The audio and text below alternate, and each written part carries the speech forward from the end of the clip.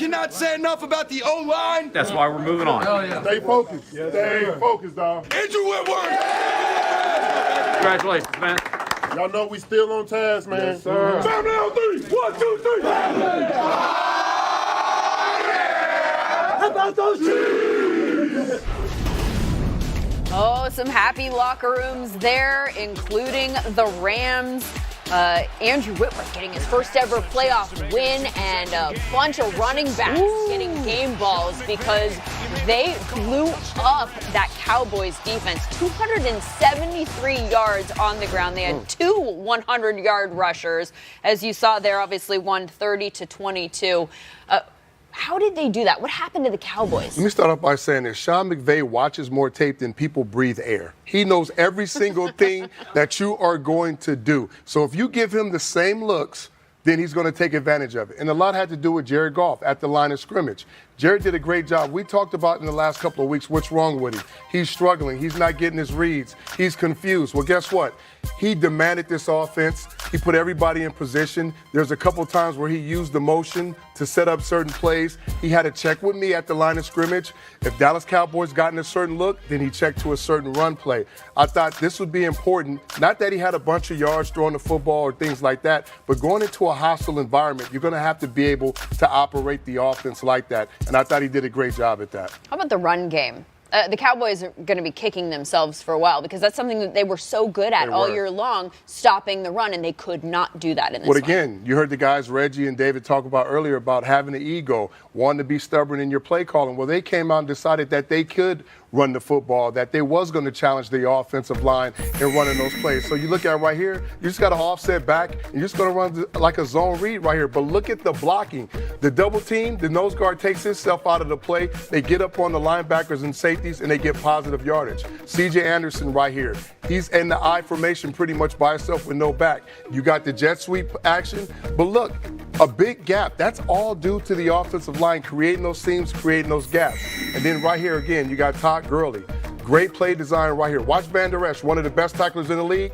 You're out of the club, and then they get up on Heath with Whitworth. You have no shot. Todd Gurley does the rest. So you give them an opportunity. You show them something on tape. You don't make adjustments, they're going to do it. The great ones, I keep saying this, the great ones will find what you can't defend or what you don't adjust at, and they will attack you. C.J. Anderson with 123 yards on the ground, Todd Gurley with 115, and Jared Goff with 12. Can't forget that. Those 11 yards at the end were big, right, Scott? Yeah, well, let's take a look at some of the other teams that had their seasons come to an end this weekend. At Arrowhead, Patrick Mahomes and the Chiefs took care of the Colts. Indianapolis had won 10 of 11 coming into this game, but Kansas City dominated. 31-13 was your final score. Colts, nice season, but not nice enough. Reggie Wayne, the number one offseason priority for your Indianapolis Colts is? We got to find a pass rusher. We got to get somebody to get after the quarterback. If you're going to be a defense that only plays cover 2 and don't blitz much, you have to have a guy get after the quarterback. One good thing about it, you can do it in free agency because you got roughly $122.5 million that you can spend, or you can go into the draft. It should be a lot of guys in the draft to get after the quarterback. Scott? Find that next Dwight Freeney somewhere. Meanwhile, Philadelphia came into the Superdome trying to be the first team to ever beat Drew Brees there in the postseason. Nick Foles, could he be the man to do it? Well, if Foles departs Philadelphia like a lot of people expect, that was his last throw as a Philadelphia Eagle. It was a nice throw, but Alshon Jeffrey couldn't squeeze it. Interception. Saints take care of Philly 20-14. So the offseason Foles watch begins. David Carr, Nick Foles will play football next year where?